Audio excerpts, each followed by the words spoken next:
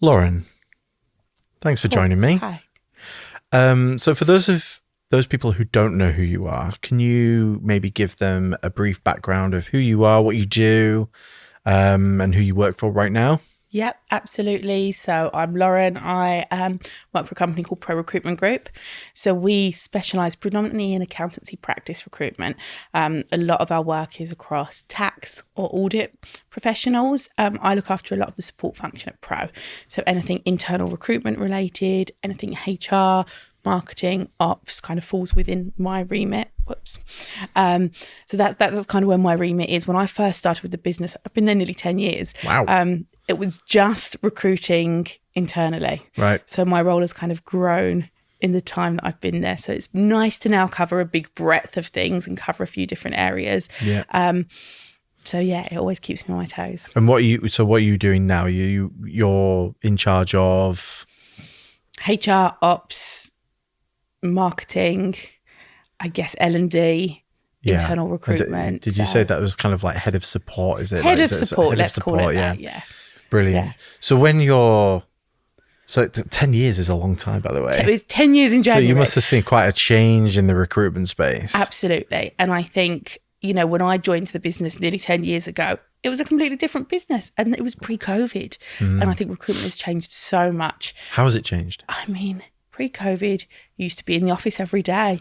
It was 8:30 till 6. I mean, most people got there earlier. Most people left later because if people needed to speak after hours, you did it in the office. There was no working from home. There was no flexibility. Now, I think COVID has turned that absolutely on its head. As a business now, we're a very, very flexible business. Most people work from home. I would say most people do is 1 or 2 days a week in the office. I sometimes do slightly less than that. Sometimes probably a couple of times a month.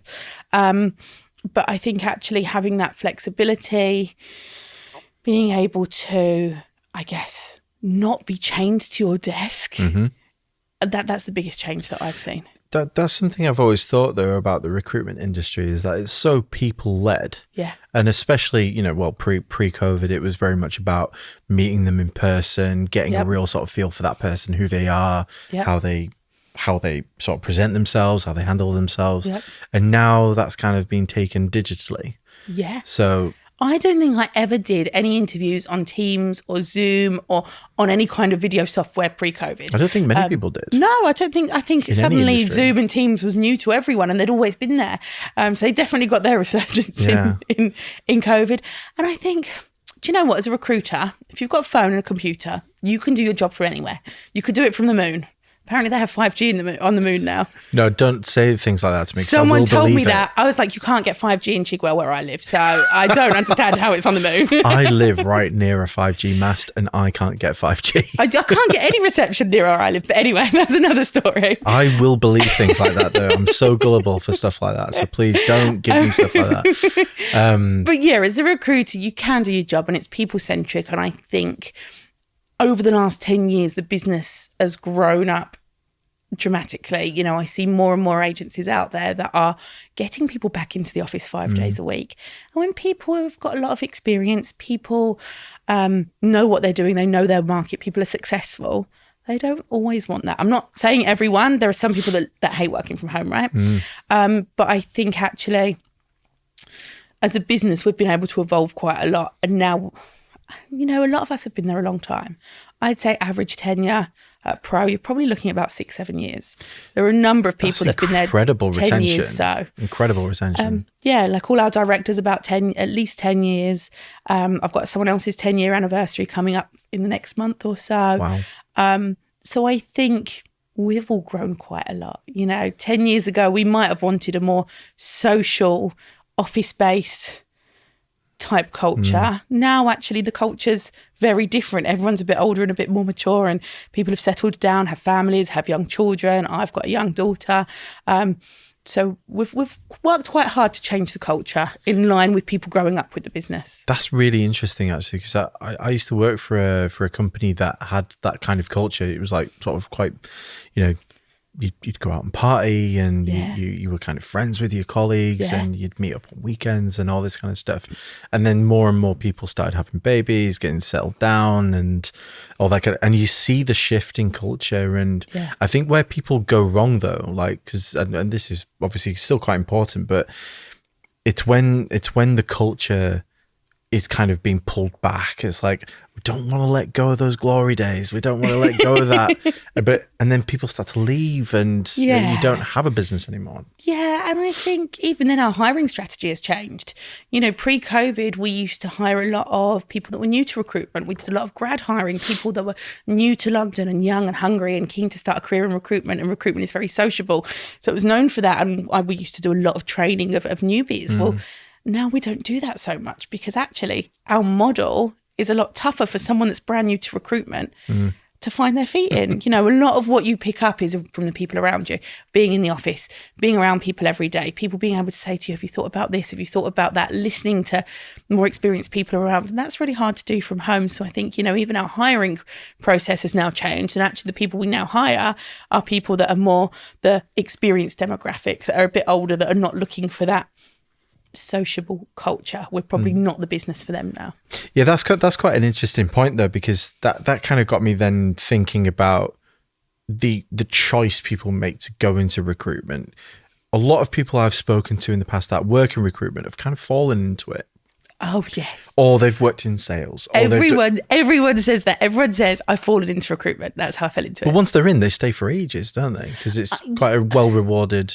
Yeah, it is. Career. And I think you fall into recruitment and love it and you stay in it for a very long time and have a really rewarding career, or you fall into it and you quite quickly think, not sure it's for me. Yeah. And that's okay. It's a target-driven environment. Yeah. It's tough. You have to be, your social battery needs to be on the whole time. And there are so many things that you can't control in recruitment. Like if I was selling you a cup, I could say, here you go. You've made an order of 100 cups. They're going to arrive on Friday. And if they don't arrive on Friday, I can say, fine, they'll be there on Saturday. But you're going to get your 100 cups. Yeah.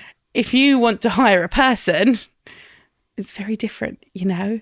How is it different? Oh, even if you've got the best candidate, you know, they may not want that role, or they may change their mind, or they've got a wife in their ear, or they're a partner in their ear saying, well, no, you can't change jobs now because we're going to be getting a mortgage in 6 months. Or, you know, it might not be the right time for someone to move. Like there's so many variables, because and I'm not saying people are products, but, you know, if you're selling cups, a cup is your product. As a recruiter, people think for themselves and it's their choice. It's not I can provide you with something that's there and tangible. Yeah, you're dealing with something unpredictable, aren't you? Like Absolutely. You never know what move they're going to make, and that must be really hard actually as a recruiter to deal with.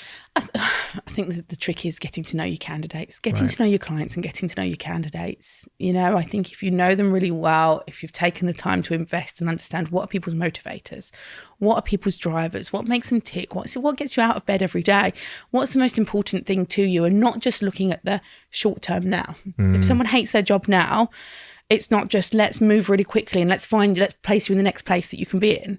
And in 6 months' time, you think, that wasn't for me. Yeah. It's actually going, well, where do you see your career going, and getting that match. And I think sometimes that's why when you're working with good recruiters that know their clients inside out, they can say, well, actually, I've got this client and they do X, Y, and Z, but this is what your career could look like in the future. Or I placed someone there 5 years ago. This is what they're doing now. Is that what you want? And I think knowing your clients and your candidates means that you can really give someone that service. Interesting. And that's the other thing as well, isn't it? Because you want to be placing people who are going to stay in that role for a long time, because that business needs to see a return on investment. Of course. They want to see that culture be built around, not around that person, but that person come in and add to the culture and things like that. But yeah, it's interesting, the idea of like falling into because obviously things like sales as well, they're quite closely linked obviously to recruitment, but you hire internally. Yep. So you're what they call in the business rec to rec, right? So yeah, because I'm internal for a recruitment agency, so I'm rec to rec. So I hire for Pro. I do hire for a couple of other clients as well, just to select a few. recruiting recruiters is hard. You see, I'm going to try and not be like sort of like involved in some kind of inception deal here where I'm like recruiting recruiters for recruitment agencies who recruit recruitment and that kind of thing. I don't want to get into that, right? So you're internal for a recruitment agency, hiring recruiters. There you go. Right. You nailed it. What are you looking for? What does an ideal recruiter look like to you? Do you know what? It's really tough because I think not everyone is the same. And I think if we had everyone the same, we wouldn't have people that complement each other in the business. Yeah. Because you're going to have some people that might be really super salesy, but actually not so good at that process or the compliance side of things, where we've got some other people that are really good at the process and compliance, and they can help that team member and bring that in line, and they might not be quite so salesy, but they'll learn from each other. So I think what we're looking for really is people that are passionate, people that want to be successful, people that are team players.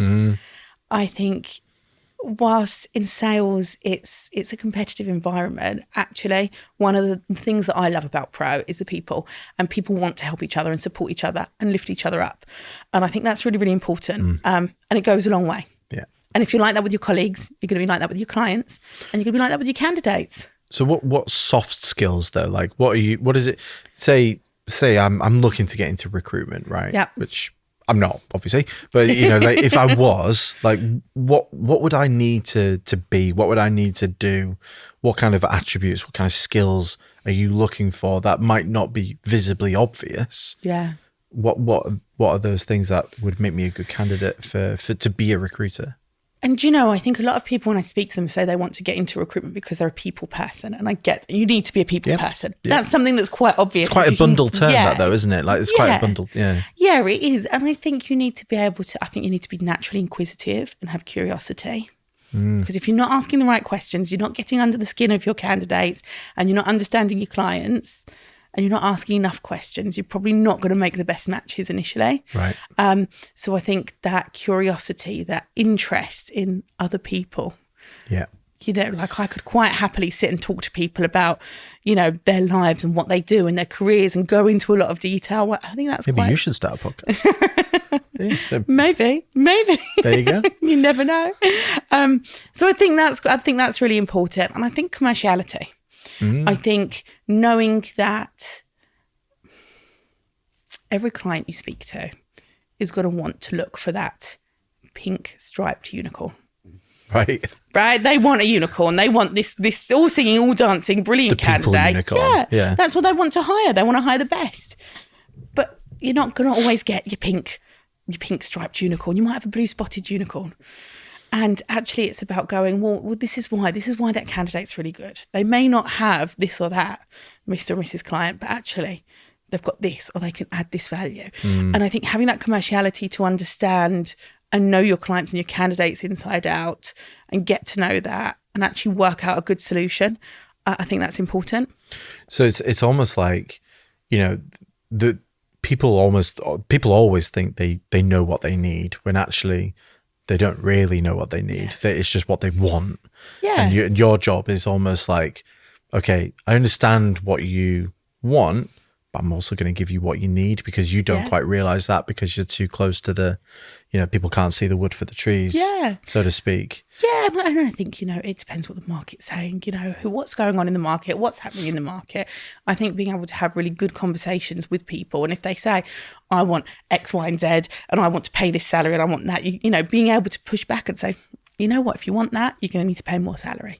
Or actually, if you want that, why don't you think about this skill that goes really well with that? And what is the market at the moment like? Because obviously, we're talking in a time where things are quite turbulent. There's a lot of government changes coming in. There's day one rights. There's, you can't really hire the same way as what we used to be able to. And there's arguably less money potentially, because those businesses are being quite protective. And let's not even mention AI, but we'll maybe go into that later on, in terms of technology doing the same job as what people can do. But what is your general feeling around the sort of hiring market right now? Is it bullish? Are we standing off? I mean, look, I can talk for our markets, which is a lot of accountancy practice, and we work in very candidate short markets. So the recruiters in our business, I guess, there was a very big post-COVID boom. Like when COVID hit, lots of things went on pause as everything was a bit weird for a while, wasn't it? Yeah. I think post-COVID, we had a big boom where people had held off hiring or put roles on hold. We suddenly had this boom and people were being super, super successful. And I think if you look at the recruitment industry as a whole, most people, 2021, end of 2021, 2022, beginning of 2023, every recruiter I speak to, that's when their best years were. Right. That's when they made their most money. That's when they had record breakings and numbers and PBs. And I think now, look, some industries have been hit harder than others. I think for our industry across accountancy practice, we're probably back to a similar times and similar to market to what it was like pre-COVID. Right. So I guess that there's some similarities there for us. I think the rest of the recruitment industry, I think it depends. There are some markets that are booming. And I've seen a lot of recruiters now starting to recruit across the US. Oh, wow. Particularly over the last 18 months, I've seen a lot of accountancy practice recruiters start recruiting in the US. But then with all the changes with Trump, suddenly, things are changing for them. So people are having to pivot their ideas. How does that work? Because there's clearly different tax laws and regulations here in this country, hiring over in the US. Yep. Does that person, is it quite transferable, or is there a learning curve again? I think the skill set is still there. I think, there's a buoyant market out there. I think the skill set is still the same. I think probably it's harder for the back office because every state in America has different laws for example, credit control and data protection, all these different things. So I think back office, when you're actually invoicing, can be a bit tricky. So I've heard. We don't cover that market, but that's what I've heard from people in the market. But yeah, I think generally the recruitment market, there are some still buoyant markets, but it's been a bit tougher the last 12 months. What's booming right now then? The legal market seems to be doing pretty well. Really? Yeah. I mean, looking at our teams, tax, audit, there's always going to be a call for those types of people. They're so candidate short. There's always a call for them. So we have so many roles on at the moment. So is that just because less people are wanting to go into that profession, or is it? I think it's moving. If you work in an accountancy firm, to work in tax, to work in audit, you need to complete a lot of exams. There's a lot of hard work in that, and they've got quite a high fail rate. It's a bit like recruitment. People go into practice and it may not be what they thought it was. So they may start their exams and they may go, actually, this isn't for me. So I think within accountancy firms, there is a skills shortage. Right. No, the people that are working in the accountancy firms have the skills, but what they want more people with those skills, and there's not as many people with them. So it is a very candidate short market. So I know for us, we've got loads and loads of roles at the moment. So if someone was to join our business on one of our accountancy practice teams, they would take over, for example, a portfolio of clients and have loads of jobs. Brilliant. And I guess their BD would look different to if they were in a different sector, where they might have to graft and try and BD and get new jobs on. We have loads of jobs there. For us, it's about that candidate generation. And what's kind of saturated at the moment? Like what's go the opposite side and look at ones where they're really not hiring as much, but there's massive demand for people wanting those jobs potentially. Don't say marketing, please. No, not marketing. Do you know, it's interesting. I think recruiters are being fussier now. Really? Yeah. The recruitment market in general is, I would say, if you're a good recruiter, there is some resistance from some agencies at the moment. And they're being fussier than normal. So the agencies are being fussier than normal in terms of what they're looking for. And what they're looking for in a recruiter. And what's the main driver? Is it the same as what you're looking for? Is it that sort of culture piece, or is it something different? Is it like, are they wanting, it might not just come down to levels of years of experience. Is it coming down to real nitpicky points now? Yeah. It is real nitpicky points. I've been Give us an example. I'm trying to think of a good example. I spoke to a great recruiter relatively recently, and they came from the charity and not-for-profit sector, and they were looking at a role within the charity and not-for-profit sector, but as a charity not-for-profit recruiter. Yeah. But that recruitment agency have gone, do you know what? We're actually not hiring at the moment because our market's been affected by fundraising and things that are happening in the American market. So we're just going to hold off for a bit. Right. Whereas I know they probably would have hired that person 6 months ago. So it's external factors that are stopping them. I think there's a lot of external factors, rather than then going like, I'm waiting just for the perfect person. I think there's some of that as well. Right. I think there's some of that as well. I think, look, where you had that post-COVID boom and suddenly people were billing loads, where the market's tightened up and gone back to a bit more of a normal market, people's billings aren't what they were. This might be a really personal question. Okay. You might not be able to answer this, but you might be giving me an estimate. I'll try. Say someone's watching this and they're looking to get into recruitment. Yeah. What can they earn?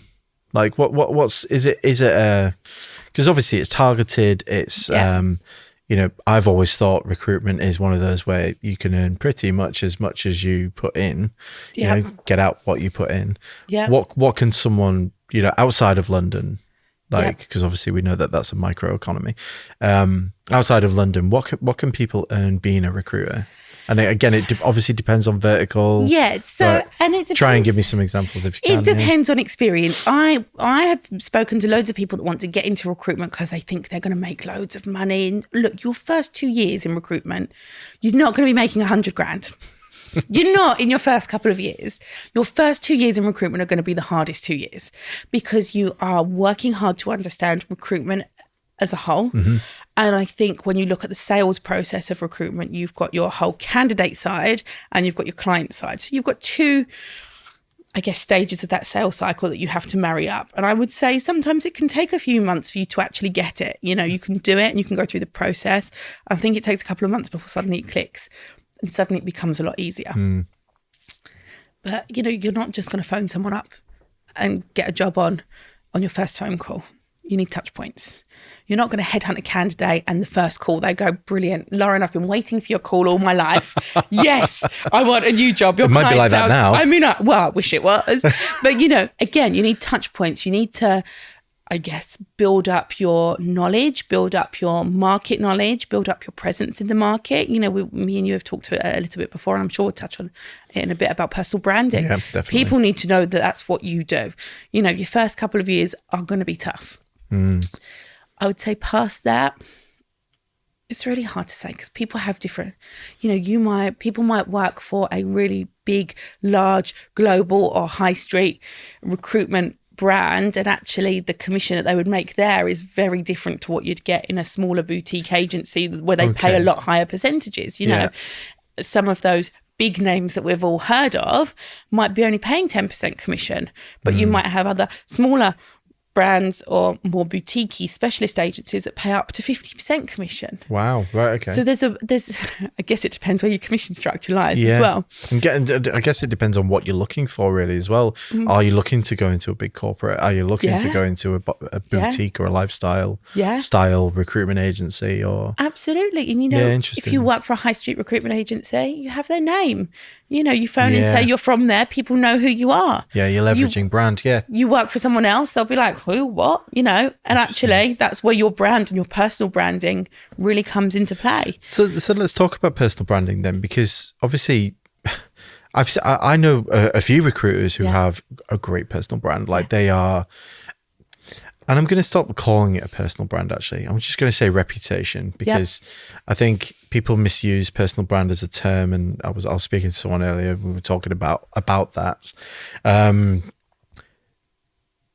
How important is it online? If we're talking about digital presence, like online presence, how important is it for recruiters specifically? We're not talking candidates or clients, recruiters having a reputation online, a brand online. I mean, look, if you're looking for a new role in recruitment, the first thing someone's going to do is look at your LinkedIn. So yes, it is important. And I think it's about not just about posting that you've got a job somewhere. It's about showing people that you are a thought leader in your market. You can share. Some people don't feel comfortable being on camera, right? Some people don't want to share about themselves, but you could share relevant information for your sector. You could share, news articles or insights or, findings that you've had that have related to your clients or your candidates or conversations that you're having about the market. So you can do that. And you're building up your brand and your reputation that way. Some people want to share more. You know, I don't mind sharing a bit more. I like to go into a bit of detail about, you know, what's bad on a CV. I posted yesterday, what's bad on a CV. Well, we'll come to that, but carry on. Or you might want to do a bit more about actually, you know, what people are looking for. I do think it is important to have a decent LinkedIn presence in recruitment. So we're talking LinkedIn specifically there, because obviously that's kind of the network of choice for a lot of recruiters, isn't it? It is. And that's where, particularly if you're going out and headhunting candidates, you want your candidate, when you headhunt them and you say, hi, I'm Loren from Pro Recruitment, come and work for us. I don't want them to look on my LinkedIn profile and go, who's that? There's nothing there.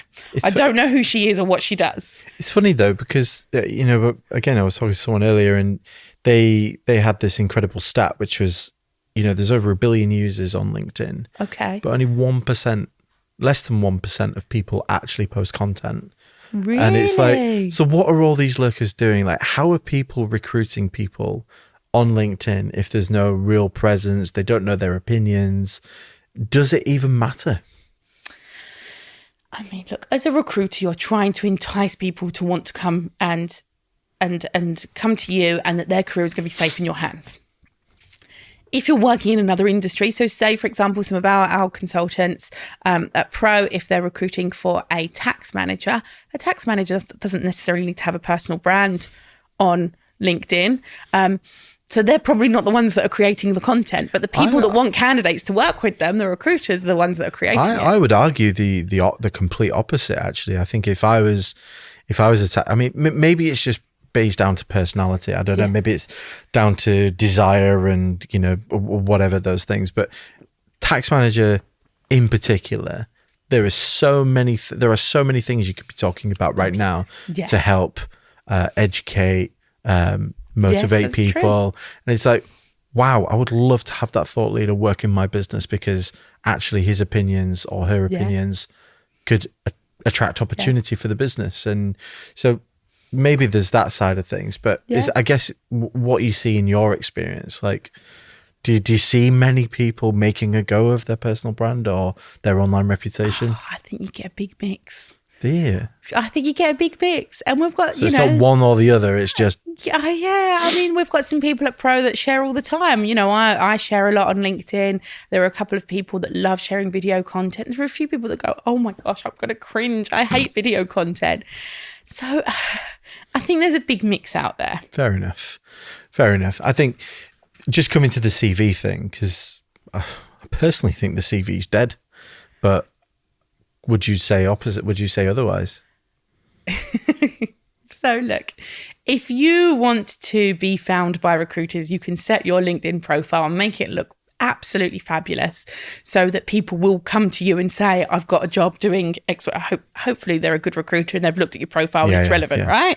That's what I'm hoping, because most people are doing that. But there still are people that apply for jobs, and there still is a place for it. I think particularly a lot of internal big businesses like a CV, or they have a portal. I mean, if someone doesn't have a CV for me, that's fine. I'll use their LinkedIn profile. Right. And then create it for them if it's required. Yeah. Or I'll, you know, use that as my basis for my conversations if they're interviewing with me. I've seen some terrible CVs recently. I've seen some terrible. Come on. I don't know Spill. Honestly, I've just done a post on this. I don't know what is going on in the world of CVs. I don't know who thought they had to reinvent the wheel. People are using Canva templates for it. Okay. Not a bad thing. Well, do you know there's some good ones on there, surely. The problem I have with them is that quite a few came through all looking the same. And I was like, why are all these CVs looking like this? Fair enough. So obviously it's the first template they have on Canva, I'm assuming. Right. But people, and this is on a Canva template, because I then went on Canva and I was like, typed in CV template and I saw it. Wow, okay. But it has like bars, almost like like energy bars, like, and people are rating themselves for their skills. Oh, so they might go like, I don't know, leadership, 3 out of 5. What does that even mean? Yeah, okay. Or people are rating themselves for like their use of Excel. And I'm like, well, I mean, Yeah. Right. So those kind of things, I don't think have a place on CVs. I'm beginning to understand why you're saying what you're saying now then, because we need to go back to basics with it a little bit. Like what should someone do to create a good CV? Like not use Canva template, clearly. Not use a Canva template. The other one I had recently, it wasn't on a white bit of paper. They'd changed the background and it looked like an Instagram flat lay of like, it was black leather with a cup of coffee in the corner and their writing was on the top, of their experience was on the top in white. It did funny things to my eyes. Don't do that. I mean, here's the thing. I'm all for standing out. Like you want to stand out, but that's it. It's standing out in a good way, like not for an embarrassing thing like that. I think the most important thing is making sure that you're selling yourself and you're selling your experience. Mm-hmm. I think having some really relevant work experience and examples of what you've done for the role that you're applying. Because most of the time, if you have a CV, it's because you're applying for a particular role, right? Yeah. You know, if you get headhunted, they're probably not that bothered by their CV. Mm-hmm. You know, they've probably seen your LinkedIn profile, they've seen your experience, they want to talk to you about what you've done. They might know of you in the market or in the industry. So there's a reason why you're being headhunted. If you're writing a CV because you're applying for a job, make sure it's relevant. And I think putting your achievements on there. Absolutely put your achievements on there. So many people miss it off. You know, if you have increased revenue for an account by 80%, write that on there. Mm. Those kind of facts and tangible facts and figures are what make you stand out when you write a CV. Just to be clear on this then, so with the achievements, are we talking headlines or are we talking going into a little bit of depth about what it was, or is that something that would come out in an interview? Would there more be talking points? Yeah, I think, you know, when you go for an interview, more of this will come out in an interview. Right. People will ask around it, but you want to you want people to keep reading. Mm. You want people to look at it and, you know, where if you write, you know, increased revenue from account by 80% or increased turnover from X to Y, you want people to then go, wow, that's really good. Let me keep reading. Mm-hmm. You know, there are so many CVs that just are almost a copy and paste of the job description. And actually your CV is not a job description. Your CV is you showing what I can achieve in that role. Are you seeing many people use AI for CVs now? Yeah, I don't think that's a bad thing. I don't either. I think it's like anything. It's like there'll be people who use it really well and there'll be people who use it horrifically. Yes. I mean, yeah, if you write into ChatGPT, I'm a recruitment consultant, write me a CV, mm-hmm. that's probably not going to be a very good CV. Right. You want to tweak it and, you know, AI is only as good as the information you put in. I completely agree. So you absolutely talk about yourself, what you've done, what you've achieved, who you've worked with, how you've worked with them, what your career has looked like, almost tell it your story and get it created that way. Always, rather than copying and pasting, always double check what's in there. Interesting. What information is in there. Double check that it comes across in the way that you want it to, because whilst even if you put loads of information in there, sometimes it can get something wrong, get the wrong end of that stick, right? If you haven't explained it in the way that it reads it. So you definitely want to read through if you are going to use AI to help you create You want to be something. making sure that your CV is as relevant as possible, but you don't want to be copying and pasting the job description and putting that in there. What about cover letters? Are they still a thing? I don't think so. If someone sent me a cover letter, I would absolutely read it. Mm-hmm. I don't get them very often. Really? I don't get them very often. And I don't think that you should have enough information in your CV rather than having a cover letter. So how long should a CV be? It depends how much experience you've got. Are we talking 1 page or 2 pages? Like definitely no more than 2, 3 pages? No, I think, you know, if you've got a lot of experience and it's relevant, if it's longer than 2 pages, I'll still read it. Right, okay. So I don't think you have to be Is that a bit of a limited. myth then, do you think? I think that's a myth. I don't think you need to be limited on how long your CV is. I think if you've got good, really long-standing information that's going to add value to a business and it's on your CV, I will keep reading it.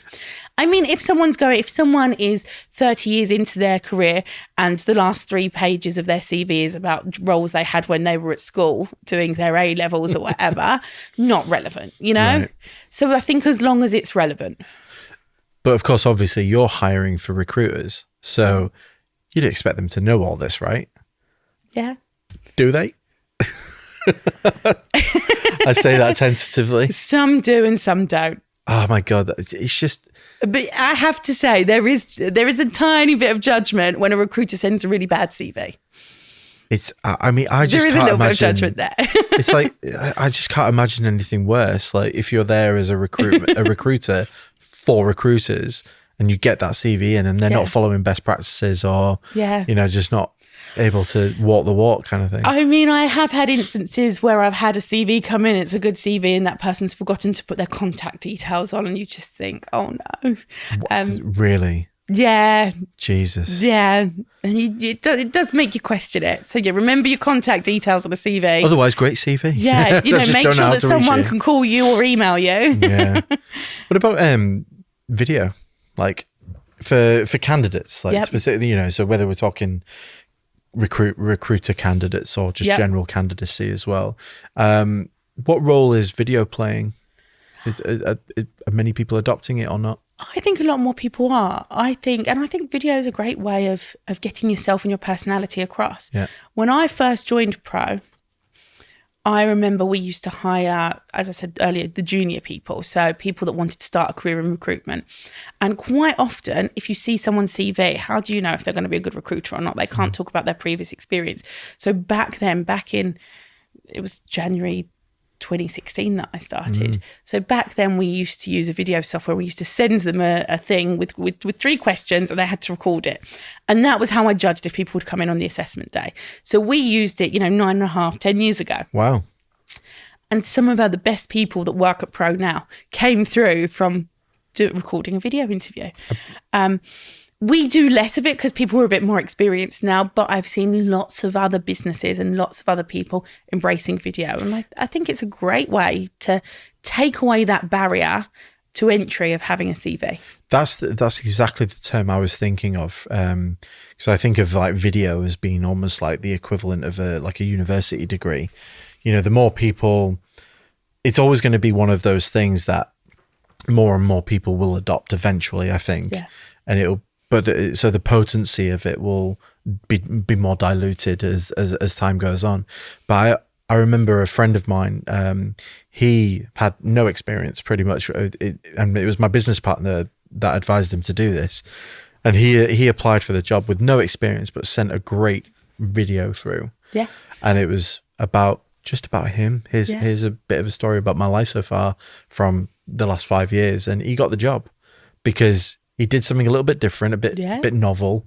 But it was not about the role. It was about, look, I have no experience for this role, but I'm right for it because of this. Absolutely. In a sales role, in a recruitment role, it absolutely has a place to remove that barrier to entry. And I think when we did it all those years ago, I think it was quite different then. And I do think it put off a lot of people from actually, they'd send their CV in. I didn't look at the CV. We automatically sent them a video interview. And it probably did put a few people off. And we probably did have some great people that probably went, I don't want to do that, because I think 9 years ago was very different to recording a video to it is now.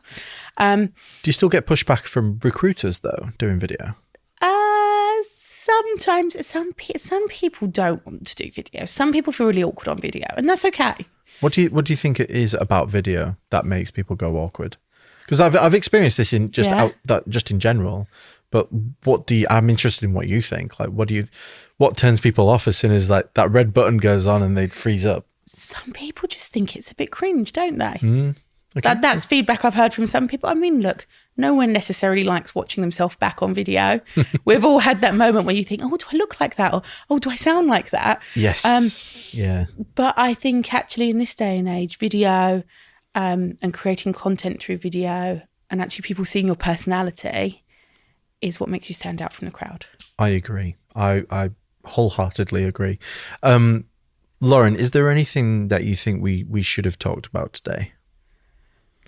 Is there anything that's kind of like important in the industry right now, or something that you think or feel quite passionately about that we haven't mentioned so far? Oh, that's a tough one. We've covered quite a lot, haven't we? I think we have, yeah. I think if someone's wanting to get into recruitment, I think now it's not necessarily about that social and that fun vibe and getting into it because of, I've heard someone thought that I'm a people person. You know, I think I might want to do recruitment. I think now it's a real considered thing. I think, you know, if someone wants to get into recruitment, it's hard. Yeah. If you want to get into recruitment, you need to work hard. You want to really want it. And I think it's about, if you're looking for a role in recruitment, it's about finding a business with the right culture for you. Yeah. And you're clearly coming from a place that's got a good culture, a changing culture, and it's changed very much in the last 10 years that you've been there. What does the next sort of 10 years of your career look like? Actually, let's shorten that, because that's not fair. Yeah. Let's go 5. Like, what does the next 5 years of your career look like?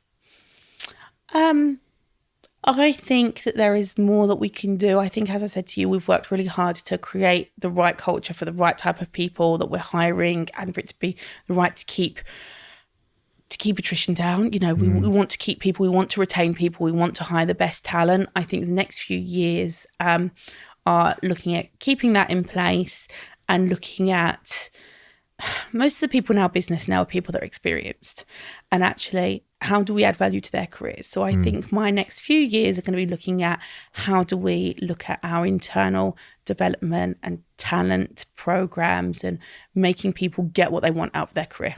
You know, people have been with us a long time, but, you know, once you've been with someone a long time, you do think, what's next? How do we give that to people at a more senior level? So I think there's a lot of, I guess, that talent and that development and that training side, and working with people. And we're a small business. We're able to be quite agile around that. Yeah, 'cause you're only, 30 people or something like that? Yeah. Is there plans to grow much bigger than what you already are? Or? Well, we opened a Manchester office last year. Right. I think the majority of our growth over the next couple of years is going to be focused more on the northern region. It's a region that is absolutely buzzing. It's a thriving market. They've got so much work up in the Manchester office at the moment. Wow. So I think there'll be a lot of growth for the business there. There might be some in London, but I think we're quite fussy about who we hire. I think it's, and not in, maybe that came across the wrong way. No opinion. I think rather than having a bum on a seat, which maybe was the old Pro, the Pro that I joined 10 years ago, it's now about, we need a strategic hire. Why are we going to hire someone? What's that business going to look like? Are they going to get fulfilled with that role? Is it going to be right for that team? So I think we're much more strategic about our London hires than necessarily, oh, we like that person, so let's hire them. Interesting. So it's very much so that's around, what I mean. Yeah, when I say we're fussier. Yeah, it's future planning though, isn't it? It's forecasting what is the culture going to be? What do we want the culture to be? What do we want the business to look like? And what is our avatar? What is the perfect person that's going to fit in there? Yeah, I think that's quite nice. Yeah. That's quite a nice note to finish on, actually. Yeah. How do people get in touch with you if they're looking to get into recruitment, or if they're looking to be, they're already looking at moving from where they already are, and they might look at Pro, or they just want to get in touch with you and ask some advice? How can they get hold of you? Absolutely. Always here for advice. Always love a chat about the market, see what's going on, anything recruitment related. I love it. Give me a call, drop me an email, connect with me on LinkedIn, send me a message on LinkedIn. So Loren von Sternberg on LinkedIn at Pro Recruitment Group, or my email and my phone number on there as well. Excellent. Thanks so much for coming on. That was really fun, and I think people will take a lot away from that one. But I enjoyed it, and it's a bit of an eye opener for me. So thanks. Thank you for having me. I really appreciate it.